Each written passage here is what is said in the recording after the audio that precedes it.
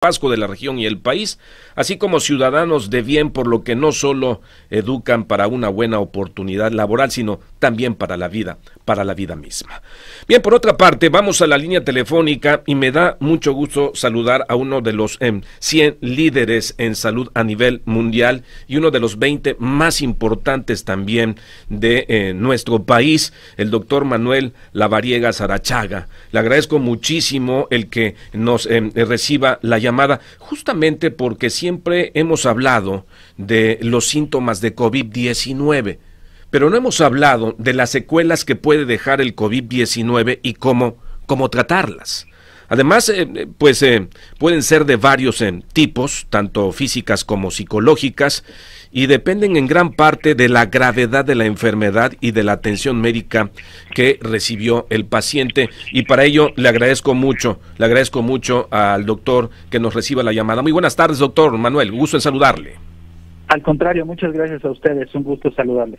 Bueno, además usted es uno de los médicos certificados que existen en este país para el tratamiento de las secuelas de aquellas personas que han pasado por esta circunstancia del COVID-19, doctor. ¿Cómo poder atenderlas? Porque además van en diferentes niveles y dimensiones diversas.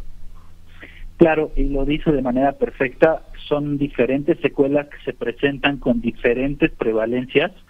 Aquí lo importante es mencionar que los pacientes pueden llegar a generar hasta el 80% de los pacientes que tuvieron COVID por lo menos presentan un síntoma. El más frecuente es la fatiga. Posteriormente el dolor de cabeza, pueden llegar a presentarse trastornos de la atención, pérdida del cabello, pérdida del sabor, dificultad para respirar, alteraciones del olfato y dolor articular, que son las más frecuentes. Sin embargo, se han reportado, de acuerdo a un metaanálisis que se publicó hace un par de semanas en una revista médica internacional indexada, algunos síntomas que son cerca de 50 relacionados al post-COVID. Cerca de 50, dice usted, o sea que siguen apareciendo nuevos datos y los expertos como usted tienen que tratar, pero decía usted de los más conocidos, ¿no? Están también las secuelas pulmonares por COVID-19, de allí que nos enteremos que a mucha gente por eso le solicitan después estos teletórax para saber las condiciones de sus pulmones, que pueden inclusive hasta desencadenar en otras situaciones mucho más graves. Sí, recordemos que el COVID es un virus respiratorio y genera secuelas relacionadas a. Por lo tanto, muchos de los pacientes pueden llegar a generar un proceso neumónico que puede ser leve, moderado o severo y que quedan con un cierto daño respecto a su capacidad pulmonar reducida. Por eso hay que darle seguimiento, hay que darles tratamiento y estar vigilándolos para que esto vaya disminuyendo gradualmente. Por eso es que decía usted en un principio que podían presentar como este cansancio por esas deficiencias que pueden quedar en el pulmón. ¿Qué es lo primero que tendría que hacer una persona que está bajo estas condiciones, doctor? Pues siempre recibir atención médica, siempre acudir con un profesional de la salud certificado, no automedicarse y también no utilizar remedios caseros, porque esto puede llegar a poner en peligro su vida o complicarlo de sobremanera. Por eso es fundamental que estén pendientes de su saturación de oxígeno, que estén pendientes de no estar sofocados, de no tener falta de aire. Y si esto sucede, pues de inmediato acudir al médico. Es decir, no dejarlo pasar como algo muy ligero, por el contrario. Pero no es lo único, también están las secuelas neurológicas. Sí, de hecho, pues parte de las secuelas, la más común, el 27% de estos pacientes genera trastornos de la atención. Y hay algunas otras secuelas neurológicas, el 16% de los pacientes tienen pérdida de la memoria, algunos otros tienen ansiedad, algunos otros caen en depresión, algunos otros tienen insomnio o algún tipo de desorden del sueño, y bueno, pues menos de ellos, el 6% puede llegar a tener algún tipo de enfermedad psiquiátrica. Doctor, tengo un dato. Buenas tardes, le saluda Iván Ventura y es un gusto como siempre poder compartir esta información, que usted nos comparte esta información. Tengo un dato de la Asociación Nacional de Farmacias de México que da a conocer que a un año ya de la pandemia en nuestro país, la demanda de antidepresivos, de ansiolíticos y otros fármacos se ha duplicado, doctor. Esta situación nos pone en un contraste también de ver la otra realidad de la salud mental de nuestro país. ¿Qué tan grave puede ser esta secuela que pueda dejar el COVID-19 en el caso del trastorno, algún trastorno mental? Iván, un gusto saludarte, y lo dices perfectamente. Fíjate que es correcto, realmente la venta de antidepresivos y ansiolíticos se ha aumentado considerablemente. Esto por una parte relacionado a las secuelas neurológicas que el mismo COVID deja. Pero también hay otro término que es importante mencionar, que se llama fatiga pandémica. Lo describió la OMS hace algún tiempo, la Organización Mundial de la Salud, y esto es en referencia a la ansiedad, a la depresión, y bueno, a estos trastornos psiquiátricos, psicológicos que genera la pandemia por el estrés de estar pues confinado en un solo lugar y que la gente en general no puede hacer sus actividades normales.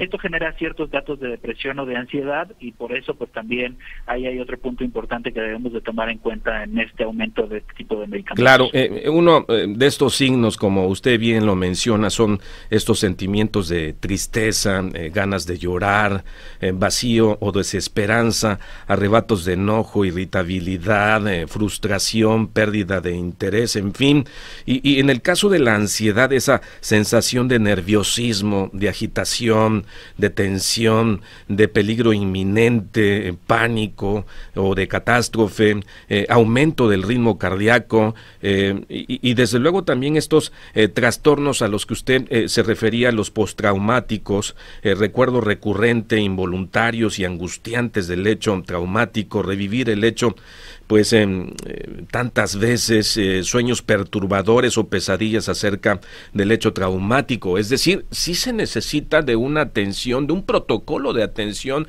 minucioso para poder superar este tipo de padecimientos. Sí, tiene toda la razón. Los pacientes tienen secuelas neurológicas y tienen secuelas también psicológicas y psiquiátricas. Muchos de ellos también pues relacionados a la gravedad de la enfermedad. Entre más severos sean los síntomas, pues muchos de los pacientes que vemos en consulta quedan con ciertas secuelas y trastornos relacionados a miedo, y entonces por eso también es importante pues darles cierto apoyo con ciertos medicamentos también, pues para poder favorecer a que tengan una mejor recuperación, y no solo sea la parte física o la esfera física, sino que también sea la parte neurológica, psicológica y también social. Doctor, usted como médico certificado para tratar este tipo de temas, ¿qué recomendaría? Porque también las secuelas pueden ser enfermedades cardiovasculares que van de arritmias cardíacas, problemas de coagulación, insuficiencia cardíaca complicada, entre otras cosas, hasta inclusive también problemas de lesión renal, de riñón e hígado, de alteración de prueba de funcionamiento hepático, y son cosas que pues no se dicen de forma muy común en los medios de comunicación. Sí, principalmente las secuelas son pulmonares.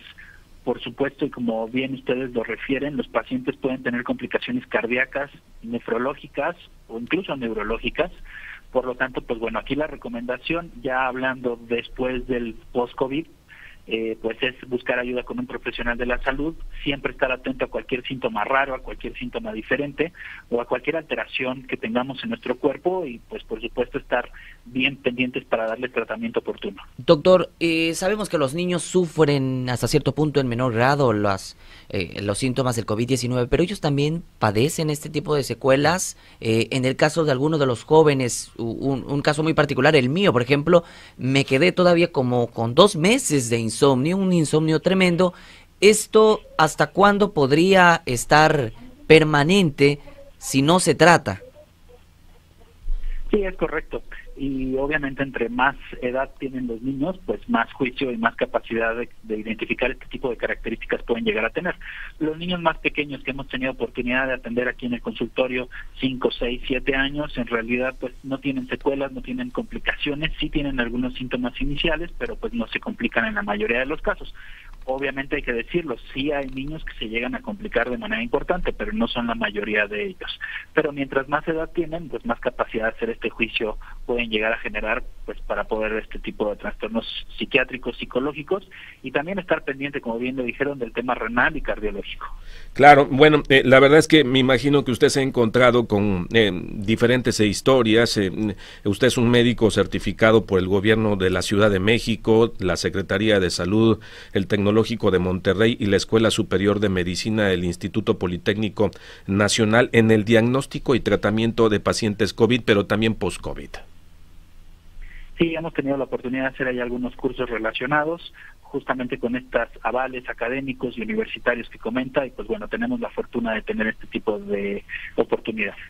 Doctor, la recomendación para todo nuestro público, ¿qué tendría que hacer si está en algunos de estos casos? Porque hay algunos que piensan, ya la libré, ya no pasa nada.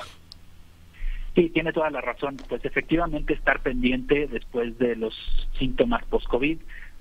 Una vez que se genere el proceso infeccioso, pues esperar estos 14 o 21 días para poder tener la confirmación de que ya son negativos y estar pendientes de cualquier síntoma posterior. Regularmente estos síntomas pueden llegar a durar desde 14 hasta 120 días, que prácticamente pues son 4 meses. Son decrementales gradualmente, van disminuyendo de intensidad y prácticamente pues a los 4 meses ya tendrían que haber desaparecido. Sin embargo, es bien importante estar pendiente de cualquier síntoma asociado, cualquier síntoma extra, que no aumenten de intensidad y pues recibir tratamiento con un profesional de la salud, nunca automedicarse ni utilizar remedios caseros. Doctor Lavariega, retomando esto que decía el maestro Carrera, en torno a que posiblemente ya me dio COVID, me siento bien, a lo mejor no tengo ninguna secuela. ¿Hay secuelas silenciosas? ¿Qué debería hacer un paciente a lo mejor que tuvo COVID? Porque hay muchos que acuden a un laboratorio a hacerse a una prueba de anticuerpos para ver cómo quedaron precisamente de su sistema inmunológico, de sus defensas y demás.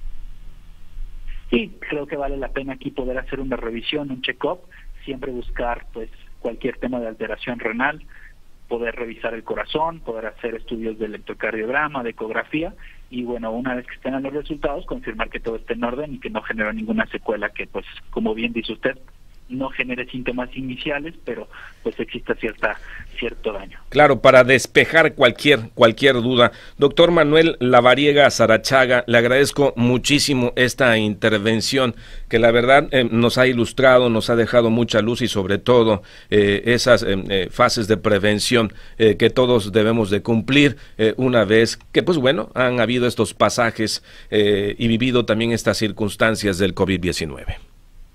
Al contrario, gracias a ustedes por el espacio, por poder platicar con ustedes y sobre todo a su público por estar pendientes. Claro, y por supuesto recordarle al auditorio que muy pronto en Las Vegas, Estados Unidos, el doctor Manuel Lavariega Sarachaga recibirá uno de los premios importantes como integrante de los 100 líderes en salud a nivel mundial. Esto, si no me equivoco, será en el mes de abril, doctor.